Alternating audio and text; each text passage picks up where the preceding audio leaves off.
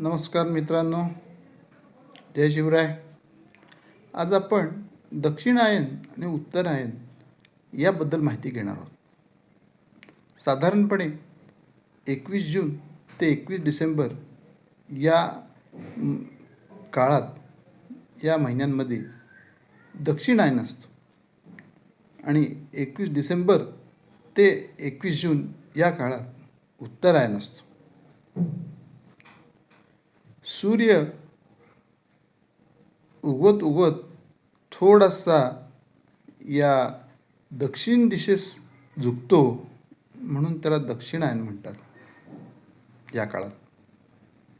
आणि जेव्हा सूर्य उगवताना थोडा थोडा उत्तर दिशेस झुकतो त्याला उत्तरायण म्हणतात. आता सूर्य पूर्वेलाच उगवतो आणि इकडं तिकडं कुठं झुकतो, हा सगळा सायन्सचा भाग आहे. आजकाल आपण सगळीकडनं माहिती मिळते, आपल्याला वाचू शकतो. तर दक्षिणायन म्हणजे काय होतं नेमकं? तर दक्षिणायनमध्ये रात्र मोठी आणि दिवस छोटा असतो. त्यामुळे कदाचित दक्षिण दिशा आपण जेव्हा वास्तुशास्त्राचा विचार करतो तेव्हा बऱ्याच वेळेला आपण दक्षिण दरवाजा नको म्हणतो. मग त्याचं कारण काय की अंधार काळोख म्हणजे समस्या आणि प्रकाश म्हणजे लक्ष्मी.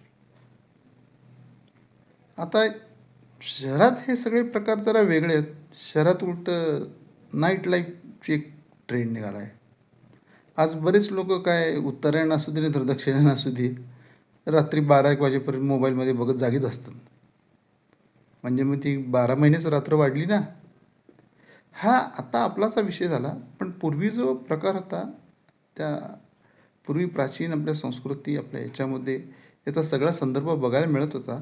कारण तिथे त्या टायमाला इतकं गजबजाट, वेगवेगळी उपकरणं, लाईट, बॅटरी असले काही प्रकार नव्हते. तर दक्षिण म्हणजे काय? तर अंधार, अडथळे आणि क्षीण कमी कमी होणे.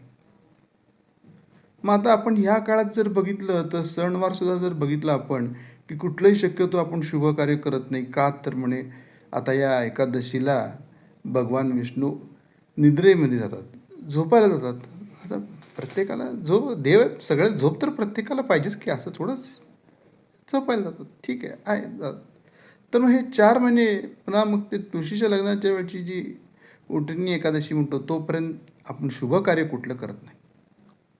मग आता शुभ कार्य या 4 महिन्यात आपण याला कधी कधी चातुर्माससुद्धा म्हणतो आपण याला. तर 4 महिन्यात का करत नाहीत? त्याचं कारण हे आहे की प्रत्येक कामाला देव हवे आणि देव त्यावेळेला झोपलेले असतात, असं एक विचार आहे. आता कोणाला पटेल न पटेल, पण आता ह्या बदलत्या युगात, प्रगतीच्या युगात, आधुनिक युगात आज 12 महिने लग्नाचे मुहूर्त आहेत बरं का. पूर्वी चातुर्मासात लग्नाचे मुहूर्त नव्हते, पण आता 12 महिने. त्याचं व्यावहारिक कारणसुद्धा असं आहे की पूर्वी लग्न ही वावरात असायची ना, तेव्हा कार्यालय वगैरे असलं कुठं काय असायचं. हे आपलं थोडंसं छोटं मोठं जुनं घर असेल, त्याच्यासमोरच आपलं शेत जमीन असणार, तिथंच लग्न लावत होते. मग आता पावसाळ्यात सगळं चिखलच जर होणार तर ते लग्न कसं काय करणार? किंवा येणारा तरी त्याच्याकडचं कसं सोडणार? आणि पाऊस हा कामासाठी शेतकऱ्यांच्या फार मोठा महत्त्वाचा होता ना. सगळे बिझी, तुमच्या लग्नाला येणार कोण? आणि या जायला वाट तरी कशी काय? सगळं पाऊस चिखल. पण आता तसा प्रकार राहिला नाही ना. आता इंटॅक्ट अगदी कार्यालय असतात, एक पाण्याचा थेंब खाली येत नाही. डायरेक्ट नवरदेव नवरी हायफाय गाडीमधून उतरतात, पायरीपाशी कार्यालयाच्या आत जातात.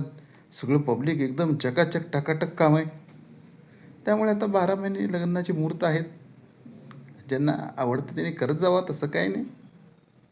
तर मुहूर्त काढलेच तर करायला काय हरकत? करायचं काय? तर दक्षिणायन आणि उत्तरायण. तर उत्तर म्हणलं की उत्तर म्हणलं की शब्दामध्येच उत्तर आलं की दिवसभर आपण म्हणतो मला प्रॉब्लेम आहे, प्रॉब्लेम आहे, प्रॉब्लेम आहे. तर त्या प्रॉब्लेमला आपल्याला हवं काय असतं? ॲन्सर म्हणजे उत्तर. त्यामुळे उत्तरायणमध्ये मग सगळं एकदम छान असतं. म्हणजे साधारण डिसेंबर थंडीचा महिना सुरू होतो, मग हळूहळू थंडी कमी होते, मग हळूहळू उन्हाळा सुरू होतो. सगळ्यांना रोडसुद्धा क्लीन असतात, सगळं छान वातावरण असतं. तर हे असं हे निसर्गानं साधारणपणे 365 दिवस म्हणजे एक वर्षाचे असे 2 भाग करून टाकलेले आहेत. एक भाग म्हणजे दक्षिणायन आणि एक भाग म्हणजे उत्तरायण. म्हणजे हेच यामध्ये आपल्याला बघायला मिळतं, की कुठलीही सिच्युएशन ही कायम नसते, अपडाऊन होत असते. जरी तुम्हाला जीवनात काही अडथळे, समस्या आल्या, तर असं अजिबात समजू नका, की सिच्युएशन कायम अशी राहणार आहे. तर त्यात ते नक्की बदल होत असतात. आणि त्यातून तुम्हाला काही प्रश्न विचारा वाटले, तर हे पांडुरंग महाराज चितोळे शास्त्रींचं ऑफिस आहे. तिथे महाराज असतात, मी असतो. या, गप्पा मारा, विचारा काय वास्तू असेल, ज्योतिष असेल, पत्रिका असेल, छानपैकी तुम्हाला त्याचं विश्लेषण करण्यात येईल. टेन्शन फ्री केलं जाईल. हसत-खेळत, लॉजिकली, विज्ञानाला आणून सगळी तुम्हाला माहिती सांगितली जाईल. तर ज्यांना इंटरेस्ट आहे त्यांनी जरूर फोन पण करू शकता घरात बसून आणि कॉलही करू शकता. धन्यवाद. पुन्हा भेटूया अशाच महत्त्वपूर्ण व्हिडिओ संदर्भात.